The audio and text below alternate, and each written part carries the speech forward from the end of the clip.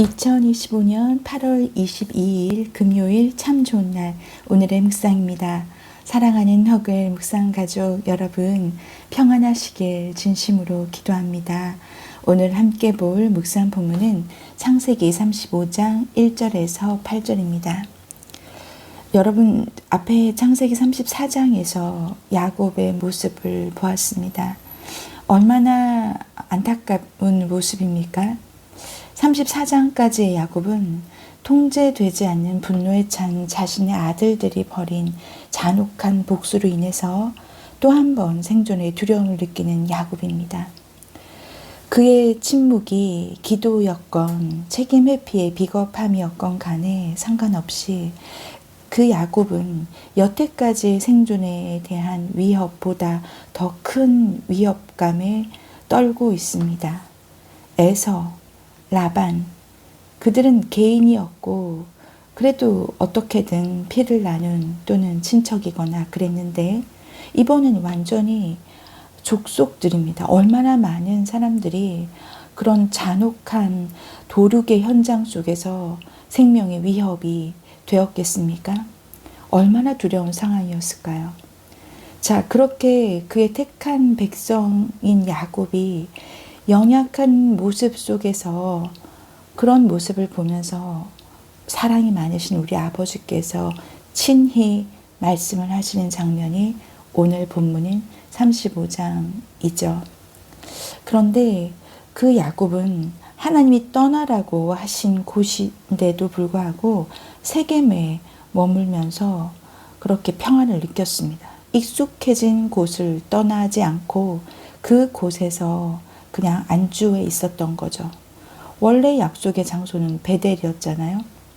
그리고 그 34장까지는 하나님께서 언약의 표징으로 명령했던 그 할례가 복수의 전략으로 사용되어지고, 그리고 하나님의 아버지의 형상을 닮은 사람을 여러 명 살해하는 완전 도륙과 노략의 죄악된 모습을 하나님께서는 더 이상 볼 수 없으셨던 것입니다.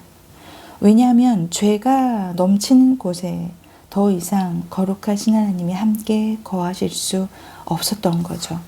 자, 그런 배경을 가지고 오늘 하나님께서 35장 1절에 명령을 하십니다. 직접 나타나십니다.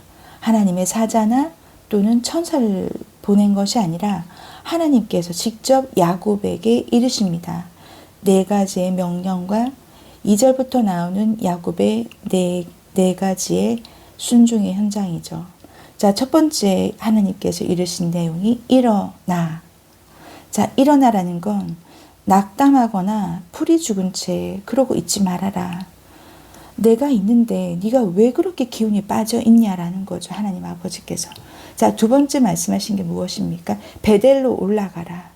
자, 베델을 올라가라는 얘기는 네가 처음 여호와께서 과연 여기 계시거늘 하면서 야곱, 너가 처음 나를 만났던 그 첫사랑을 회복하길 바라시는 겁니다. 네가 너 생에서 잊지 못할 그 상징적인 그 장소, 그 약속의 땅 베델로 올라가라고 하는 거죠. 자, 세 번째 하나님 말씀하신 게 거기 거주하라고 합니다. 여러분, 그 은혜의 땅, 거기 거주하길 바라시는 거죠. 여러분, 거기 거주하라는 거 그저 올라가라, 그쪽으로 가라고만 하는 것이 아니라 거기 거주하라고 하는 것은 하나님의 임재가 있었던 곳, 그리고 내가 너를 만나 주었던 곳, 그 아버지의 품 안에서 거주하라는 건 그곳에서 그냥 살기를 바라시는 아버지의 마음인 거예요. 가장 안전한 곳이 아버지의 그늘이죠. 시편 91편 1절에 보면 지존자의 은밀한 곳에 거주하며 전능자의 그늘 아래에 사는 자여라고 하잖아요. 여러분, 가장 안전한 것이 아버지의 품 안입니다. 우리 하나님 아버지께서는 그 아버지의 품 안에 아버지의 자녀들이 거하기를 원하십니다. 그냥 잠깐 왔다가 또 후루룩 가버리는 것이 아니라 아버지의 그늘 아래에 그냥 그 안전하고 가장 편안한 그곳에, 편안하고 평안한 그곳에 아버지께서는 그 은혜의 땅에 거주하기를 바라시는 겁니다. 그리고 네 번째가 뭐죠? 제단을 쌓으라. 그런데 누구에게 제단을 쌓으라고 하냐면 너에게 나타났던 하나님께, 그러니까 너의 하나님께 제단을 쌓으라고 하는 거죠. 여러분, 지금 이 하나님의 음성이 야곱에게만 하는 음성이겠습니까? 저와 이 묵상을 듣는 모든 분들께 하나님께서 하시는 말씀이시죠. 일어나라. 베델로 올라가라. 거기 거주해라. 그리고 거기서 너의 하나님께 제단을 쌓으라고 하는 거죠. 제단을 쌓으라는 건 너의 하나님을 예배하라는 겁니다. 예배가 회복되길 바라시는 겁니다. 자, 그 말씀에 2절부터 3절, 4절까지 야곱의 순종이 나옵니다. 야곱이 순종한 건 크게 네 가지 모습이죠. 첫 번째가 함께한 모든 자에게 일러준 겁니다. 즉 그 말은 혼자만의 회복, 개인의 회복뿐만 아니라 온 가족과 공동체가 함께하는 회복을 동기부여를 한 거죠. 그리고 두 번째가 이방 신상을 버리는 겁니다. 야곱의 가족들조차 부적처럼 우상을 지녔는데 그것은 하나님을 믿는 백성에게 맞지 않는 거죠. 세상의 것을 여전히 의지하는 것들을 버리라고 합니다. 그리고 세 번째가 자신을 정결하게 하라고 합니다. 몸과 마음을 성결하게 구분지어서 하라고 하는 거죠. 내 마음을, 나의 몸과 마음을 정결하게 하라. 내가 버려야 할 마음의 할례를 하라는 거죠. 그리고 나서 의복을 바꾸어 입으라 라고 네 번째로 얘기를 합니다.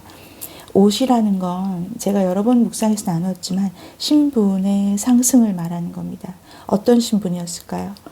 세상 우상에 찌들어 있는, 세상 방식에 물들어 있는 그런 옛 신분의 옷을 벗어버리고 하나님의 백성으로서 거룩하고 성결한 그 새로운 신분과 그 정체성이 회복되기를 바라는 옷을 바꿔 입으라는 거죠.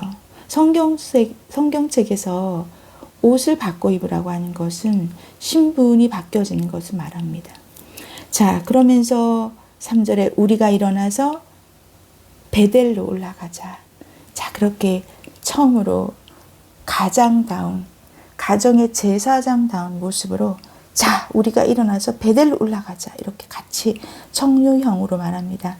자, 그런데 참 은혜로운 것은 야곱이 이렇게 얘기하죠. 내 환난 날에 내게 응답하시며 내가 가는 길에서 나와 함께 하신 하나님께, 그러니까 아까 1절에서 너에게 나타났던 너의 하나님께 라고 하니까 야곱의 고백인 거예요. 가족들에게.